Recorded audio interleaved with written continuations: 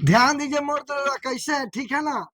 तो हम लोग पिछले क्लास में 10th क्लास का वास्तविक संख्या ने पहला चैप्टर मैथ का वास्तविक संख्या का पहला क्वेश्चन बहुत अच्छे शानदार मजेदार कंसेप्ट के साथ हम लोग पढ़े हैं। चलिए नेक्स्ट क्वेश्चन पे ध्यान देते हैं, यानी क्वेश्चन नंबर 2 पे क्या कह रहा है। दर्शाए कि कोई भी धनात्मक विषम पूर्णांक 6q+1 6q+3 6q+5 के रूप होता है जहाँ q कोई पूर्णांक है। तो ध्यान दीजिएगा 6q+1 6q+3 और 6q+5 6q+1 6q+3 6q+5 के रूप में होता है धनात्मक विषम पूर्णांक की बात कहा है। मोर दुलरवा ध्यान देंगे, यूक्लिड विभाजन एल्गोरिथम से एक फार्मूला आप लोग जानते होइएगा, a बराबर BQ+R। ध्यान देंगे यहाँ, और इसमें किसी को हम लिख लेते हैं 6q+1। इसका मतलब हुआ कि शेषफल हमेशा 6 से छोटा होगा, शेषफल हमेशा 6 से छोटा होगा। शेषफल जिसको हम लोग R से डिनोट करते हैं हमेशा 6 से छोटा होगा, यानी 0 हो सकता है, 1 हो सकता है, 2 हो सकता है, 3 हो सकता है, 4 हो सकता है, 5 हो सकता है। तो ध्यान देंगे मोड़तलरवा, चेक करते हैं जब R बराबर 0 हो तब ध्यान दीजिएगा 6q+1 की ओर 6 गुने और R की जगह 0 है, ठीक है। R की जगह जो 0 लिए तो R की जगह 0 हो जाएगा, क्योंकि R यहाँ है, R की जगह 0 हो जाएगा तो 6q रह जाएगा। चलो ठीक है। जब R बराबर 1 लेते हैं मोड़ दुलरवा तो ध्यान देंगे तब क्या होता है 6q+1। जब ध्यान दीजिएगा, अभी एक ए निकला, एक यहाँ ए निकला। जब R बराबर 2 लेते हैं तब 6q+2 6q+2। ध्यान देंगे जब मोड़ दुलरवा R बराबर 3 लेते हैं तब ध्यान देंगे 6q+3, यानी ध्यान देंगे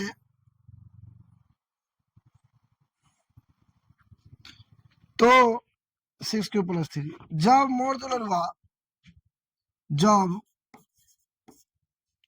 R बराबर 4 लेते हैं तब ध्यान दीजिएगा बाबू, सोना मोटोना 6q+ R की जगह क्या माने 4, तो 4। इसके आगे बढ़ते हैं बाबू। जब R बराबर 5 लेते हैं तब ध्यान दीजिए मोड़ दुलरवा 6q+5।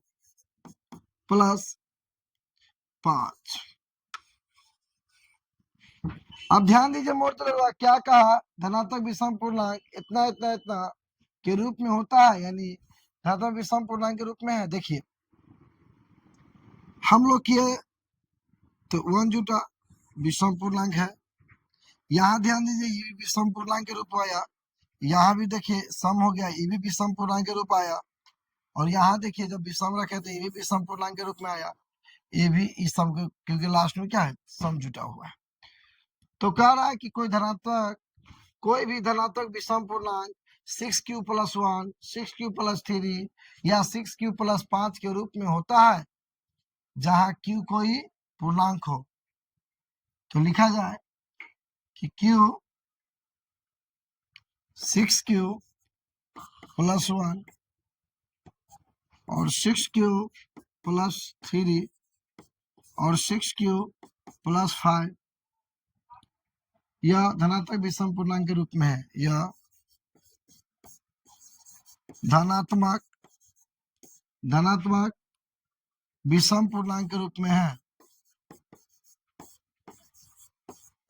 पूर्णांक के रूप में है समझे मोर दुलरुआ? अच्छा से समझे ना, कोई दिक्कत कोई परेशानी नहीं ना? चला जाए मोर दुलरुआ नेक्स्ट क्वेश्चन की ओर। देखिए क्वेश्चन क्या कह रहा है, कितना मस्त शानदार और मजेदार क्वेश्चन है। देखिए क्या कह रहा है, किसी परेड में 616 सदस्य वाली एक सेना आर्मी के टुकड़ी को 32 सदस्य वाले एक आर्मी बैंड के पीछे मार्च करना है। दोनों समूहों को समान संख्या वाले स्तंभों में मार्च करना है। उन स्तंभों की अधिकतम संख्या क्या होगी जिसमें वे मार्च कर सके? अधिकतम संख्या पूछा। अधिकतम बोले तो याद रखिएगा, अधिकतम बोले तो HCF निकालेंगे। क्या निकालेंगे मोर दुलरुआ? HCF। देखिए इसमें ऐसा कुछ नहीं कहा कि किस विधि से बनाना है। वैसे यूनिट विभाजन एल्गोरिथम का टाइप चल रहा है तो आप उससे भी बना सकते हैं, लेकिन सवाल में ऐसा कुछ नहीं कहा तो आप क्या कर सकते हैं, डायरेक्ट बना सकते हैं। 616 और 32 का HCF निकाल लीजिए। तो 32 से भाग लगाइए 616 में।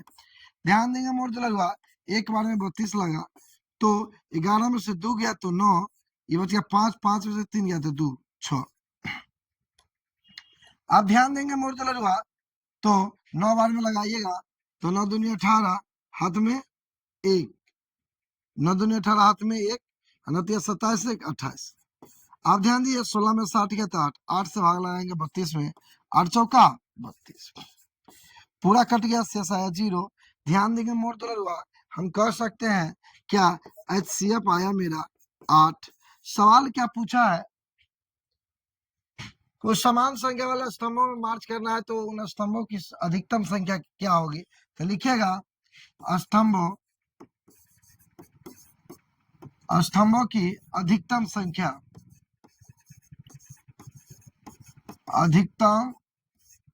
अधिकतम संख्या 8 होगी। क्या होगा मोर दुलरुआ?